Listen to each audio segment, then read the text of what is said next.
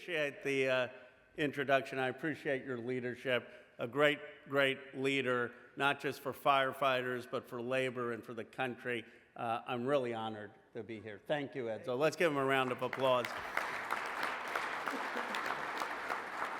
And it's great to see my friend Frank Lima. Usually Frank and I get drinks before I'm going on Bill Maher, and he gives me a few lines to try out, and he enjoys drinking. We have a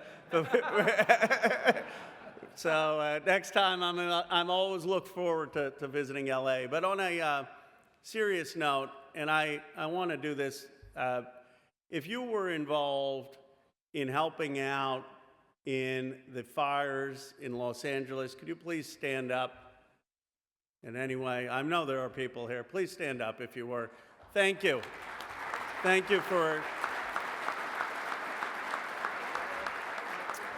And there are many others. Thank you. I was just with someone who was telling me that the fires were about 100 feet away, and the guys saved every single house in that neighborhood. They didn't know how they did it.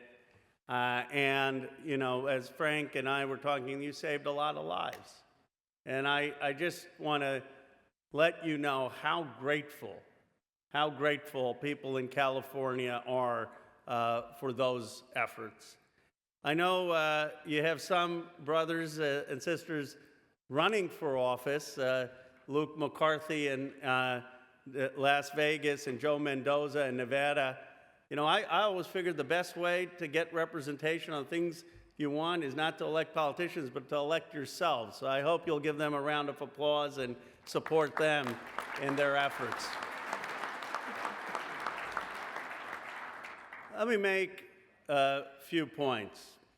One, it was a huge win because of Edzo and Frank and your leadership to get the Social Security Fairness Act. Many people talked about it for decades. These guys and all of you were rallying in the rain. You got Schumer to show up. You got it done so that finally you get the Social Security benefits that you've earned and deserve, and they don't get taken away from you. Congratulations on that. We need to continue to make sure that firefighters have bargaining rights. That means not just in my state where they have them in California, but it also means in North Carolina and South Carolina and in every state in this country. We should be fighting on a bipartisan basis to have a federal firefighters workers' Bill of Rights that allows for collective bargaining. And we need to make sure that we aren't cutting things in the Forest Service or in FEMA that are funding wildland firefighters. I mean, come on, think about it. You know, we need to be supporting our firefighters, not making cuts that take away the resources that all of you need. And I will continue to push for that. I will also continue to push for getting the funding that we need so that people can take care of the training that all of you need, and also when casualties happen, when accidents happen, that we figure out what went wrong, and we actually have staff. You know, there are only 10 people in that position, and they still haven't funded it. It's crazy to me with all the trillions of dollars of budget, and so I'm working with Edzo and Frank to get legislation to get those positions funded.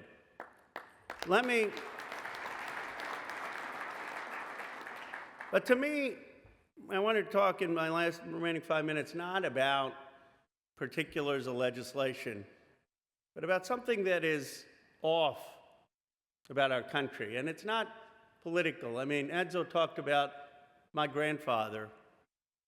Now, you see, for me, the lesson of my grandfather was three things: service, courage, and duty. We live in a time where somehow we've forgotten what matters in this country. You know, when you look at young kids, you go to kindergarten, first grade, what do they read about? They read about the helpers, firefighters, police, folks who are EMTs, folks who are working on an ambulance. They don't read about techno-billionaires. They don't read about people's bank accounts. They don't read about congresspeople or lawyers. They read about people who are serving the country. And yet we live in a time where somehow we're judging people based on how much wealth they have, what companies they've started, how much power they have. Look, I represent a district that has $14 trillion of value in the heart of Silicon Valley. I'm very, very proud of it. And if you ever need the help on figuring out a drone or what we need for firefighters, you can call me. But I'll tell you something, Silicon Valley doesn't define America. You define America.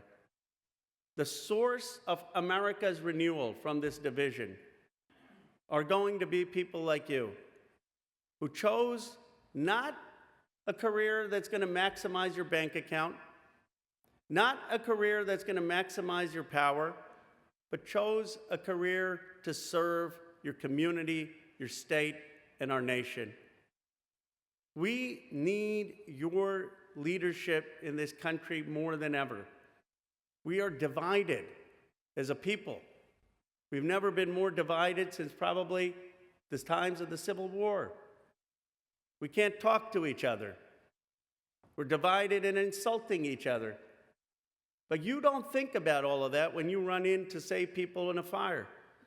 You don't think about people's party affiliation. You don't think about whether they're rich or poor. You don't think about whether they have insurance or not. You don't even think about your personal safety. You put your lives on the line because you are patriots and you have duty. My friends, I believe this is the time that the country needs your leadership to run for office, to help bring this country together, to show what it means to be true patriots. And I am just so honored to have so many of you as friends, to work with you on stitching this country back together and living up to our ideals. Thank you for what you do. Thank you for your service. Thank you for your leadership.